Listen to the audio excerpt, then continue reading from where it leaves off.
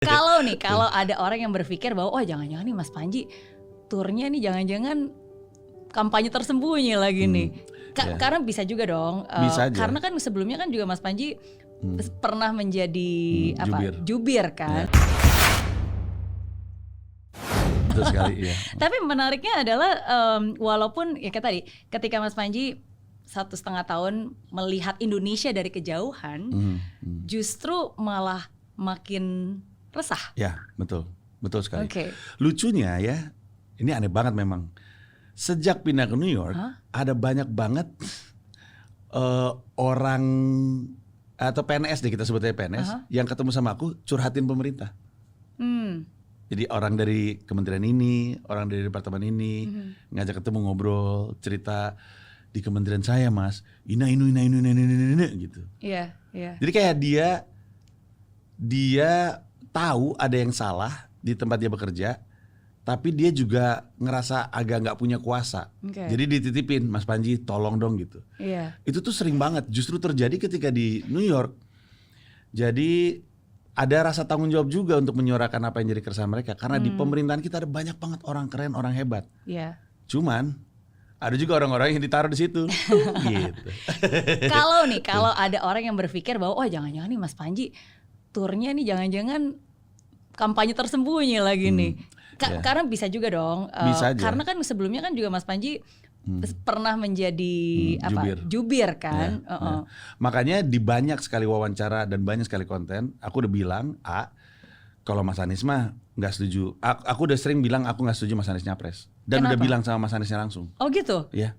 Oke, jadi sebenarnya pernah diminta lagi untuk jadi tim suksesnya? Tiga-tiganya sih secara informal sih sempet ngecek. Tapi akunya nggak pengen. Karena ngelawak di New York aja udah ribet. Ribet bener harus beginian. Ribet loh. Habis waktu dan tenaga itu. Iya. Jadi di sisi lain aku sering ditanya milih siapa. Aku bilang nggak tahu gimana cara mau milih. Iya. Orang gini ya. Orang kan kalau udah tahu mau milih siapa sekarang, ini menurutku ya. Siapapun yang bilang dia udah tahu mau milih siapa sekarang, pilihannya itu kemungkinan cuma dua. Antara dia adalah tim sesnya atau dia naif. Karena dia milih berdasarkan like and dislike. Padahal harusnya dia tuh punya sesuatu yang dia ingin perjuangkan. Contoh, kalau misalnya yang dia ingin perjuangkan adalah supaya film Indonesia punya masa tayang lebih panjang. Misalnya ya, misalkan aku sineas gitu. So aku pengen, bisa gak sih kita ada undang-undang atau keputusan presiden atau apalah yang membuat film Indonesia minimalnya 10 hari di bioskop. Ada yang nonton, gak ada yang nonton. Soalnya kan suka kehajar Avenger apa segala macam. Kalau aku punya ini, maka kan aku cari gagasan ini di capresnya kan. Kalau ternyata capres yang aku nggak suka memperjuangkan gagasan ini, logikanya terlepas dari gue suka sama orangnya atau enggak, cara ngomongnya atau apanya atau cara berpakaiannya, harusnya kan yang gue bela ini. Iya kan? Betul. Sementara mereka belum pada ngomongin gagasan, mereka pada belum ngomongin program, jadi kan rada nggak masuk akal. Untuk memilih presiden berdasarkan like and dislike, itu kan berarti pilihannya tuh emosional. Di politik tuh nggak bisa emosional. Orang-orang yang masih emosional dalam berpolitik itu disebutnya puber politik. Puber politik. Dia bisa aja udah tua tapi baru invested in politics. Belum dewasa ya, masih masa puber. Betul. Biasanya ada banyak tuh misalnya ibu-ibu yang baru aktif dalam politik karena dia, wah aku suka sama yang satu ini aku banget gitu. Jadi dia invested, tapi karena masih emosional kelihatan marah-marah, ngamuk-ngamuk. Itu kan gak enak ya. Kita ingatlah Pilpres kemarin seperti apa. Nah, pada saat yang bersamaan arahan pembangunannya juga nggak kelihatan karena gagasan dibahas, terus wapresnya juga belum kelihatan. Agak aneh sih sebenarnya kalau kita bilang kita milih ini tanpa tahu wapresnya siapa. Agak aneh sebenarnya. Kalau misalkan siapa ya? Misalkan ada satu capres gitu ya, nggak usah disebut biar nggak ini. Ada satu capres, terus cawapresnya adalah Haji Bolot, kan kita juga ngapain gue pilih gitu Haji Bolot. Ribet nanti meeting kabinet susah bener. Apa? Nasi goreng. Kabinet juga kenapa sih kita pilih dia gitu kan. Jadi terlalu terburu-buru untuk sekarang menentukan siapa pilihannya. Sehingga aku selalu bilang, nggak ditanya si Panji dukung siapa, nggak tahu dukung siapa, gimana caranya kita mau tahu, orang pada belum ada apa-apa. Habis itu lebih sedih lagi karena aku cukup dekat untuk tahu apa yang terjadi sehingga wapresnya belum ditentukan. Kebetulan kan aku punya teman di 3 kubu, jadi aku tahu apa yang terjadi. Itu lebih bikin sedih lagi sebenarnya. Tapi itu isu lain lagi lah. Tapi memang nggak ada cara untuk memastikan benar atau nggak Panji lagi kampanye. Ini masalah kepercayaan aja. Panji sih yang pasti udah bilang nggak tahu mau milih siapa, nggak setuju Anies nyapres. Ya nanti datang aja dan buktikan sendiri. Gitu. Betul. Malah harapannya ya, abis nonton Festival Hidup Indonesia Maya, itu membantu dia dalam mengambil keputusan dengan lebih matang. Apapun keputusannya, kasarnya. Yang penting matang. Terserah deh lu mau milih siapa. Tapi pilihan lu matang. Itu aja yang diperjuangkan. Asal lu bisa bertanggungjawabkan, gak ada masalah. Tapi jangan sampai kayak waktu itu aku pernah bikin show di Teater Besar Jakarta di depan 1.200 orang. Aku sempat tanya, siapa di sini yang ikut pileg? Pada tepuk tangan semua. Terus ditanya, siapa di sini yang masih ingat caleg yang dia pilih? Nggak ada yang tepuk tangan. Gimana sih? Masa lu ikut nyoblos orang tapi lu nggak tahu siapa? Itu kan ngurusin anggaran entah berapa ratus ribu triliun gitu kan. Itu kan anggaran kita titipin di anggota DPR karena ini. Karena mereka nyoblosnya cuma berdasarkan wajah, siapa yang sering dilihat, siapa yang kelihatan oke, siapa yang senyumnya lebih oke. Ini ibu-ibu gitu ini kan. kayaknya agak terlalu julid deh. Yang ini kayaknya masih polos, terus dicoblos kan nggak masuk akal sebenarnya secara nggak logis gitu. Sehingga pengennya pengambilan keputusannya jadi lebih baik karena wawasan yang dia dapatkan dari Festival Hidup Indonesia Maya. Jadi apapun keputusannya lebih matang aja, bisa dipertanggungjawabkan aja. Ya udah oke, gitu. Terserah siapa memilih siapa. Lebih bijak untuk bisa menggunakan hak kita untuk bisa memilih. Ya. Jadi kalau dia mau milih jangan cuma biar kelingkingnya hitam biar bisa upsize di sebuah kedai kopi kan suka gitu kan? Kelingking hitam upsize gitu, kan suka kayak gitu. Masih ingat aja? Masih dong. Karena saya juga manfaatkan. Tapi aku menarik nih, sebenarnya hari ini tuh nggak ada rencana mau ngomongin tentang politik atau Indonesia ya.